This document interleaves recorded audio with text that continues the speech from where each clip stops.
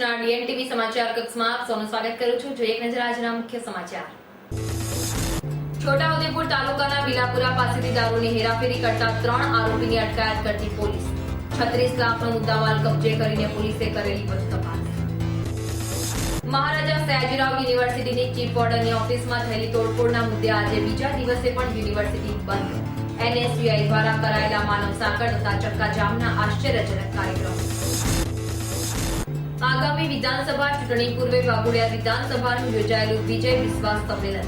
સાવલી ખાતે યોજાયેલા ભાજપ પ્રેરિત સત્તા પુનરાવર્તન સંમેલનમાં 50 મુસ્લિમો જોડાયા. હવે જોઈએ સમાચાર વિગતવાર. છોટાઉદેપુર તાલુકાના વિલાપુરા પાસેથી શંકાસ્પદ હાલતમાં પસાર થતી ટ્રકને અટકાવીને પોલીસે તપાસ કરતા તેમાંથી બિયર તથા વિદેશી દારૂનો જથ્થો મળી આવ્યો હતો. પોલીસે વિદેશી દારૂ તથા ટ્રક સહિત કુલ ₹36 લાખનો મુદ્દામાલ કબજે કરી વધુ તપાસ હાથ ધરી છે. બનાવની વિગતો મુજબ આજરોજ છોટાઉદેપુર તાલુકાના વિલાપુર પાસેથી વિદેશી દારૂની હેરાફેરી થવાની છે તેવી બાતમીના આધારે પોલીસે વોચ ગોઠવી હતી. દરમિયાન શંકાસ્પદ હાલતમાં પસાર થતી ટ્રકને અટકાવી તપાસ કરતા તેમાંથી બિયર તથા વિદેશી દારૂનો જથ્થો મળી આવ્યો હતો. પોલીસે વિદેશી દારૂ તથા ટ્રક સહિત ₹36 લાખનો મુદ્દામાલ સાથે 3 આરોપીની અટકાયત કરી વધુ પૂછપરછ હાથ ધરી છે. ફાટક બાજુથી તેજગઢથી જોધપુર જતા બેપુર ફાટકમાંથી પસાર થવાનો છે. એમાં એક ટ્રક નંબર HR 639569ની તેમાં શંકાસ્પદ વસ્તુ એટલે કે દારૂ જેવું કંઈ પ્રવાહી છે, જેના કારણે તમામ માણસોને અમને જાણ કરી. અમો અને બીજા સ્ટાફના માણસો ત્યાં આગળ તાત્કાલિક પહોંચી જઈ રોકી અને એમાં જોયું તો એમાં 3 ઈસમો ટ્રકની સાથે અંદર બેઠેલા છે. વોર્ડન કરીને તેઓને પકડીને એ લોકોનું નામ પૂછવામાં આવ્યું ત્યારે એમને 2 એમાં હરિયાણા સાઈડના હતા. વિશ્વમાં ગ્લોબલ વોર્મિંગની અસર જોવા મળી રહી છે ત્યારે વૃક્ષારોપણ માટે આપણી સરકાર પણ જાગૃત થઈ છે. કેન્દ્ર અને રાજ્ય સરકાર તરફથી વારંવાર લોકોમાં જાગૃતિ કેળવવા વૃક્ષ વાવોની જાહેરાતો કરવામાં આવે છે. ત્યારે આજે BPS સ્વામિનારાયણ વિદ્યા મંદિરના 350 વિદ્યાર્થીઓનું પ્રમુખ સ્વામી પ્રકૃતિ સંરક્ષણ સંઘ દ્વારા શાળાના પટાંગણમાં વૃક્ષારોપણનો કાર્યક્રમ યોજાયો હતો. ત્યારબાદ આ વિદ્યાર્થીઓ દ્વારા અક્ષર ચોકથી જૂના Padra road, RC Dutt road, Gotri road, Makarand Desai road જેવા વિસ્તારમાં રોડ શો દરમિયાન 20 કિલોમીટર જેટલા અંતરમાં 18 જગ્યાએ નૃત્ય નાટિકા કરીને લોકોને પર્યાવરણ અને વૃક્ષારોપણ પ્રત્યે જાગૃત કર્યા હતા. આ પ્રસંગે અટલાદરા મંદિરના કોઠારી પૂજ્ય ભાગ્ય સેતુ સ્વામી તથા સંતજન સાથે મુખ્ય વનરક્ષક doctor AK Saxena, principal district જજ KK ભટ્ટ અને શહેર ભાજપ પ્રમુખ ભરત ડાંગર ખાસ ઉપસ્થિત રહ્યા હતા.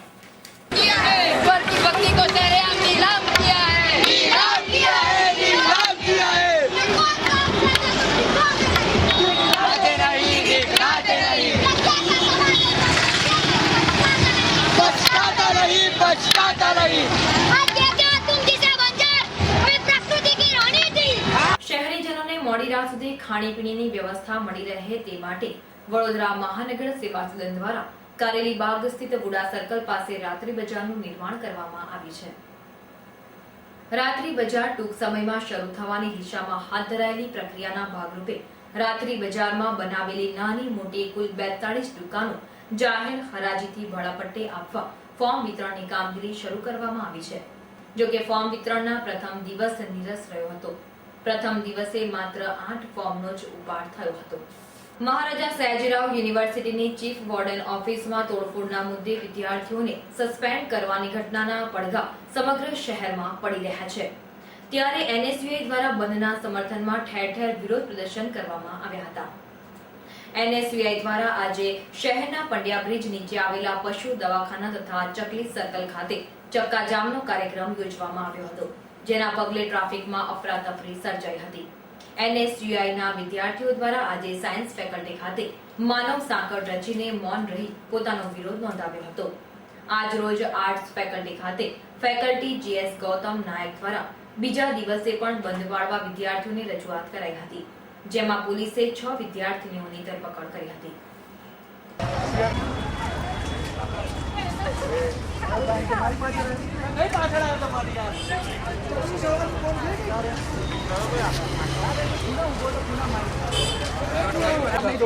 उसके सामने आज हर एक साथ होकर स्टूडेंट्स के लिए लड़ रहा है। हम चाहते हैं कि आप भी उसमें साथ दीजिए। गर्ल्स हॉस्टल की लड़कियां अपना रोष निकाले गई, वहाँ उनका सुनने वाला कोई नहीं था। ये हमारे लिए बहुत बड़ी बात है कि हमारी सुनने वाला ही कोई नहीं है। एक साथ मिलकर सिक्योरिटी के पॉइंट हो या फिर कोई भी प्रॉब्लम हो, उसमें मेमोरेंडम वो लोग देते हैं। लड़कियों ने भी एक बार कोशिश की, एक बार नहीं कई बार।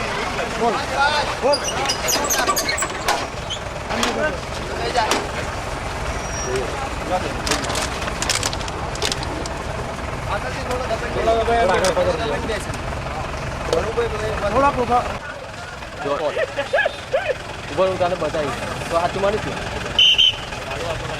વાત બોલ્યું નહીં નડે એવું ક્યાં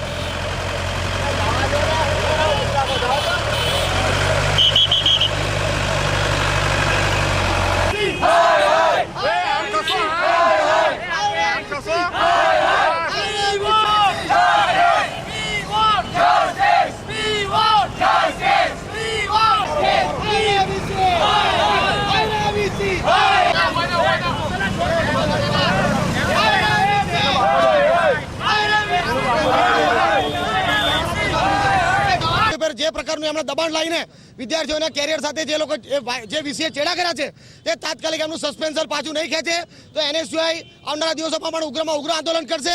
આજે પણ અમે અહીંયા ચક્કાજામનો પ્રોગ્રામ કરીને આ યુનિવર્સિટીના વાઇસ ચાન્સેલર અને આ વડોદરા શહેરની જનતાને કહેવા માંગીએ છીએ કે આવા યુનિવર્સિટીના વાઇસ ચાન્સેલર જો આ પ્રકારના સ્ટેપ લેશે તો આવનારા દિવસોમાં દરેક મા બાપના વિદ્યાર્થીઓને આ યુનિવર્સિટીમાં વિદ્યાર્થીઓને ભણાવવા માટે ખતરો ઉભો થઈ જશે। પવિત્ર શ્રાવણ માસ નિમિત્તે ડભોઈ ખાતે આવેલી નીલકંઠ સોસાયટીમાં આવેલા પ્રમુખ સ્વામી સ્વામિનારાયણ મંદિર ખાતે સૂકા મેવાના હિંડોળા રાખવામાં આવ્યા હતા। આ પ્રસંગે મોટી સંખ્યામાં ભાવિક ભક્તોની ભીડ જોવા મળી હતી। સમાજ સાવલી રોડ પર આવેલા મેરીલેન્ડ પાર્ટી પ્લોટમાં ગતરોજ 136 વાઘોડિયા વિધાનસભાનું વિજય વિશ્વાસ સંમેલન યોજાયું હતું। આગામી વિધાનસભાની ચૂંટણીને અનુલક્ષીને આ સંમેલનનું આયોજન કરવામાં આવ્યું હતું તેમજ મતદારોને ભારતીય જનતા પાર્ટી તરફ આકર્ષવા તથા વધુમાં વધુ મતદાન કરવા માટે સૂચન કરવામાં આવ્યું હતું। આ સંમેલનમાં નવા જોડાયેલા કાર્યકરોને કાર્ડ વિતરણ કરાયા હતા। આ પ્રસંગે વડોદરાના સાંસદ અને પ્રદેશ મહામંત્રી બાળુ શુક્લા, જિલ્લા પ્રમુખ બાળકૃષ્ણ ઢોલાર, તાલુકા પ્રમુખ રાજેશ પટેલ, વડોદરા ગ્રામ્યના ધારાસભ્ય ઉપેન્દ્રસિંહ ગોહિલ, પૂર્વ ધારાસભ્ય દિલુભા ચુડાસમા, કોયલીના અશ્વિનભાઈ પટેલ તથા વેમાલીના રાજકીય મહાનુભાવો ઉપસ્થિત રહ્યા હતા। ઉલ્લેખનીય છે કે આ સંમેલન વાઘોડિયા વિધાનસભાનું હતું, પરંતુ વાઘોડિયાના ધારાસભ્ય મધુભાઈ શ્રીવાસ્તવની ગેરહાજરી સૌની નજરે ચડી હતી।